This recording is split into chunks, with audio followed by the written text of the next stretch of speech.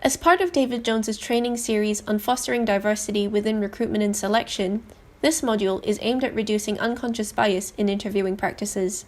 If you would like to turn on closed captioning for this video, feel free to simply click on the CC icon on the bottom right of the video. Unconscious bias can be defined as social stereotypes about certain groups of people that individuals form outside of their own conscious awareness. This can result in prejudice and negative consequences for both potentially diverse candidates and David Jones as an organisation. Hi, we are your consultants, Brea, James and Jarod, and we will conduct this training session today to equip you with interview strategies specifically designed to eliminate unconscious biases from your interview processes. As a manager at David Jones, it is expected that you will apply this understanding to support ethical HR practices and our overarching commitment to diversity. Brea, one of our development consultants, will be establishing our key learning objectives from this training session. At the end of this module, we'll be doing an evaluation process to ensure that you are able to synthesize this information. By the end of this video, you should be able to 1. Describe what unconscious bias is, 2. Identify the major groups that unconscious bias affects within organisations such as David Jones, 3. Compare and contrast different interview questions and identify those that introduce unconscious biases, and 4. Apply your understanding of unconscious bias to successfully conduct a simulated job interview that upholds our diversity and inclusion commitments. You may watch this video as many times as you need to fully understand this concept, as our further assessment will determine your ability to conduct a successfully unbiased job interview, which aligns with David Jones's company values of maintaining a diverse and inclusive workplace. In all sectors, unconscious bias is a facet of HR processes that can be detrimental to the effectiveness of recruitment and selection. It typically affects groups that are misrepresented or unrepresented, particularly when based on aspects such as gender, gender presentation, sexual orientation, class, race, age, appearance, cultural background, weight, and disability. When we judge based on these parameters, we limit the potential talent that we can introduce to David Jones, foregoing larger benefits such as creativity, productivity, and a truly diverse workplace culture. Unconscious bias can be prevalent throughout recruitment and selection, and this video will focus on how to consciously mitigate it in the interview stage. This is because different questions and behavioural-based interviews can be framed in a way that introduces and reinforces bias. As James identified, there are many factors on who unconscious bias may impact. However, it is also key to be aware of the many ways in which it can present within David Jones and all organizations. You may already be aware of some types, like gender bias, which mainly negatively affects women and can result in them receiving fewer career opportunities and seniority in the long run.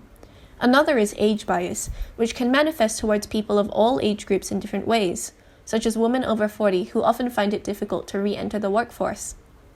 These two, along with biases against culturally diverse individuals, will be expanded upon later. Beyond those, there are many forms of unconscious bias you may not already know that may affect how we interview and recruit.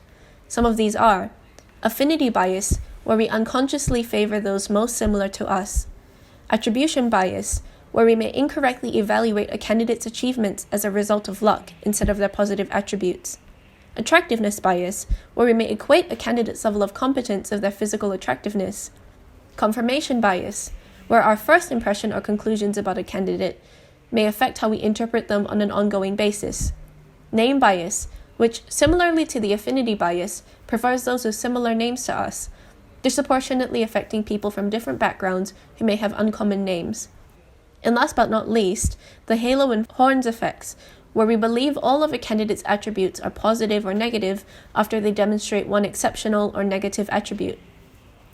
To effectively interview and promote diversity, we should be aware of all of these factors when interacting with candidates. And if you would like to test some of the underlying biases you may have, feel free to click the link in the description below to access the Harvard Implicit Association test. Next, Brea, one of our consultants, will expand on these concepts. For this section of the module, we would like to present you with an example of interview questions that subtly present unconscious bias, discuss why they're biased, and then reframe them in a way that mitigates that bias. We will primarily focus on aspects such as age, cultural diversity, and gender. However, these are not the only areas where bias occurs, as we discussed earlier. Furthermore, we will discuss how your physical behaviour can be seen as biased and unwelcoming to a diverse range of candidates. So, how do you manage to juggle work and taking care of children?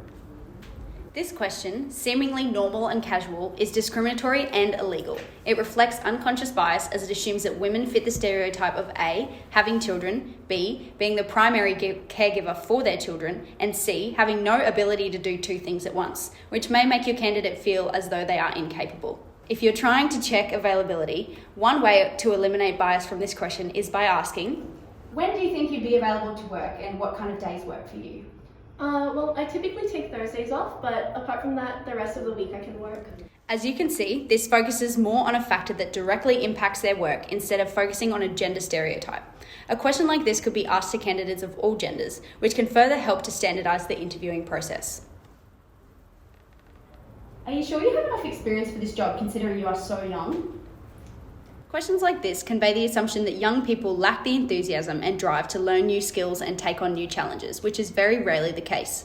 Most young workers are committed, dedicated, and could bring a lot of innovation and creativity to their roles. Therefore, asking a question like this presents your unconscious bias that young people are lazy and have no interest in learning something new. And we could even dissuade great candidates from working at David Jones. Compare this with questions such as, So, what do you think you bring to the David Jones team? I think that I would bring a high level of commitment and a positive skill set to the David Jones team. In this example, I am instead allowing this candidate to emphasise their skills and working values rather than assuming incompetency due to their age. Have you been in Australia long? Your English is quite good.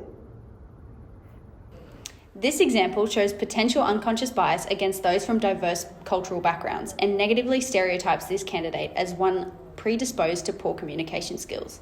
Instead, the interviewer could ask, We're looking for engaged, communicative workers that can assist and connect to all of our clientele. Can you tell me a time when you've demonstrated this? Yeah, well, just in my other workplace, every Wednesday we'd have this client. During the interview process, it is important to remain quite structured and to not let your own personal questions and queries arise in your questions. Make sure that you avoid personal biases, and basing these questions on candidates' skill and competency is the best way to eliminate unconscious bias and discrimination, as seen in this example, which focuses on the attribute of effective communication. You can extend the concept of focusing on performance and achievements instead of stereotypes to all previously discussed aspects affected by bias when interviewing questions. It is important to keep your body language in mind as well as the words coming out of your mouth, as negative body language such as crossing your arms or no eye contact can indicate that you are disengaged or uninterested in what the interviewee is saying. Try using positive body language such as eye contact, smiling, sitting straight, and nodding to make the candidate feel more involved and engaged. Congratulations on completing this section of the module. At this point of the video, you should now be informed on what unconscious bias is and how you can avoid it when interviewing candidates at David Jones.